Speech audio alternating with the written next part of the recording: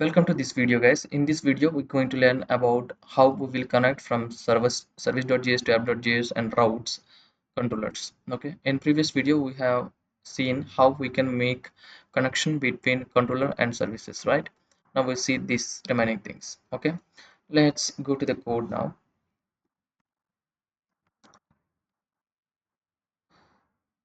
Sorry. Okay, let's go to the code. Here if you see in server.js we are importing app.js. Okay, that means app.js is exporting the app. Okay, and then we listening on the port. Okay, whatever they configured. Okay, and then we're making a connection, database connection here. Let's go to app.js. What is there in it? In app.js, okay, so we are importing the user routes. Okay, where actually we are making connection from app.js to the routes. Okay, here we are making connection to user routes. And one more thing you have see here, there is the error middleware. Okay, you can say it is a global middleware because whatever, if there any unexpected error happened in the application, then this one will find that one and it will throw the error here itself. If you see here, this one health check. Okay, this is, I can say, a special or a dummy API. Why? Because let's suppose say we have deployed our application in production, so we should know that the deployment is successful and our service is working fine. For that we will keep this API to check this health. Okay, and now coming to the original part, that is user routes. Okay, app users.route. Let's see what is there in it. If you see in the routes, okay, we are importing the controller. That means we are making a connection between the routes and the controllers. And if you see here, we are importing a middleware function called validate. Okay, so what this validate is doing, it is comparing the user input, what is we are getting, and it is already have a fixed schema. It will make the comparison between the schema, actually what it is expecting and what actually it is received. Okay, so let's see what is the schema is already defined. You see, this is the schema I have defined using the joy package. Okay, we have a name, email, password, and role.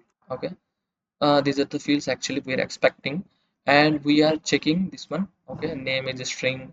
Okay, it should not be empty. Minimum as this much, maximum as this much, and it is required. Okay, if it is not satisfied, then we will get this error messages. Similar fashion for the email and password. Okay, these things.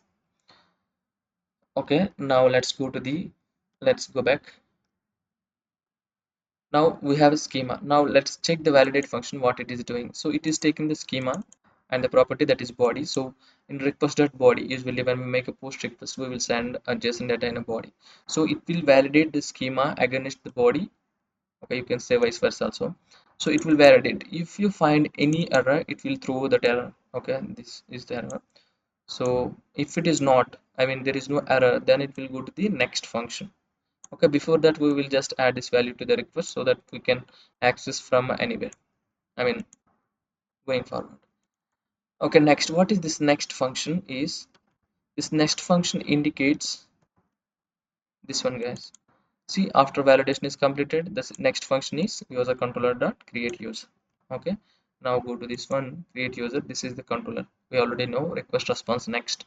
Okay, it will calling the service and service will call the model and it will insert the data. This is how the connection between uh, the apps routes is control is happening. We already seen from the routes, it is going to the middleware where it is doing the input validation and it will pass into the controller. Controller will call the service, service will call the model, and it will insert the data in the database. This is the flow, and we have seen in application coding as well. Don't stress yourself on a code because I will give entire code base along with this diagram as well. Okay, now in the next video, okay, I am already running this application. Okay, it is running on the port number 5000 and it is already connected to the MongoDB database. Now in the next video I will tell you how we can check this API. Thank you for listening.